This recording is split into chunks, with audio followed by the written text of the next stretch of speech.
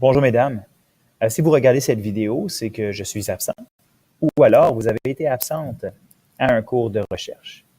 Donc, le but de la présentation, c'est dans un premier temps de préciser l'énoncé de recherche. Certains élèves avaient des questions, sont passés me voir et j'ai pris la peine de leur répondre et je pense que ça vaudrait la peine d'y répondre devant toute la classe.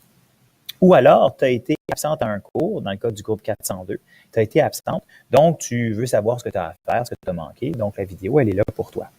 Ensuite, j'aimerais préciser aussi la recherche. Donc, la recherche, les différentes étapes, comment il faut envisager ça, et aussi la date de remise de cette recherche-là. Donc, dans un premier temps, concentrons-nous sur l'énoncé de recherche. Certains élèves vont poser des questions par rapport à la notion de sacrifice. En fait, ce qu'il faut savoir, c'est que sacrifice, c'est quand tu es obligé de faire quelque chose ou alors où on t'interdit de faire quelque chose pour une raison ou pour une autre. Donc, il y a comme une espèce d'obligation qui vient avec la recherche ou des événements liés à la recherche de l'estime de soi. Crois-tu, c'est la question que je te pose, crois-tu que les jeunes femmes nord-américaines, dans la recherche de l'estime de soi, donc d'aller chercher le regard approbateur de l'autre, d'aller chercher l'appui ou la validation des autres, est obligée d'adopter un certain comportement ou alors de se vêtir d'une certaine façon ou alors d'adopter une attitude qui peut-être est contraire à ce qu'on appelle des valeurs, donc nos valeurs personnelles.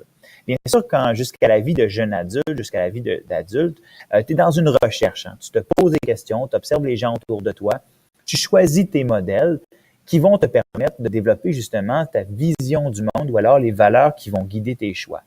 Mais tout ça va influencer beaucoup ton estime de toi. Donc, quelle valeur tu t'accordes, okay? Quel droit tu t'accordes également. Donc, la question que je te pose, crois-tu que des jeunes femmes nord-américaines ont été obligées de sacrifier, dans le but de développer l'estime d'elles-mêmes, ont été obligées de sacrifier certaines valeurs ou d'aller contre leurs valeurs ou alors d'adopter des comportements qui étaient vraiment tout simplement contraires à leurs valeurs. Donc, la notion de sacrifice, elle est là et c'est comme ça qu'il faut l'envisager. Donc, ton travail aujourd'hui, c'est tout simplement d'envisager un paquet de problématiques que rencontrent les jeunes femmes dans le contexte de l'énoncé de recherche, un paquet de problématiques possibles ou impossibles, hein, parce qu'il y a une approche de l'apprentissage qui s'appelle pensée créative et qui définit très clairement le fait que vous devez apprendre à envisager des possibilités et des impossibilités lorsque vous planifiez un projet de création, par exemple. Donc, c'est ce que je vous demande de faire. Donc, avant même de commencer la recherche, tu dois te prendre le temps d'établir une liste de problématiques que les jeunes femmes peuvent rencontrer en lien avec l'énoncé de recherche. Ensuite, quand tu as pas mal une bonne idée de ce que tu veux représenter, donc de la problématique que tu as choisie, tu dois faire une recherche. Et c'est ce que tu commencerais aujourd'hui parce qu'on est au local d'informatique. Donc, une recherche sert à deux choses. La première, confirmer des choses que tu savais déjà. Parce que ça se peut que ce que tu penses ou ce que tu crois à propos d'un sujet ou d'une problématique sont fausses. Parce qu'il y a vraiment plein de gens qui véhiculent un paquet de faussetés sur un paquet de sujets, juste dans le fond pour parler. La plupart des gens, là, même s'ils n'ont rien à dire, ils parlent pareil, puis c'est souvent ce qui amène des fausses informations à circuler. La deuxième raison pourquoi on fait une recherche, c'est pour en apprendre plus. Donc, devenir une petite spécialiste là-dedans. Donc, c'est ce que je m'attends à avoir dans votre recherche. Donc, les fiches de lecture que vous allez me remettre se basent toujours sur des questions de recherche.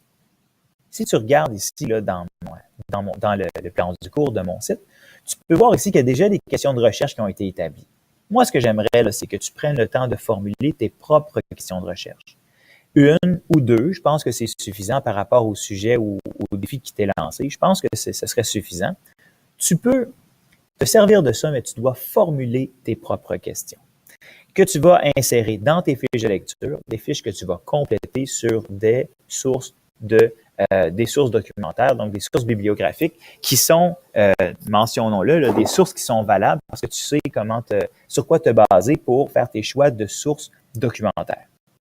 À quel moment est-ce que tu dois remettre ces documents de référence-là, ces fiches de lecture-là? C'est très simple. Les fiches de lecture vont être ajoutées au dossier d'inspiration que tu dois me remettre le 30 novembre ou le 29 novembre, si tu es en 401 ou en 402.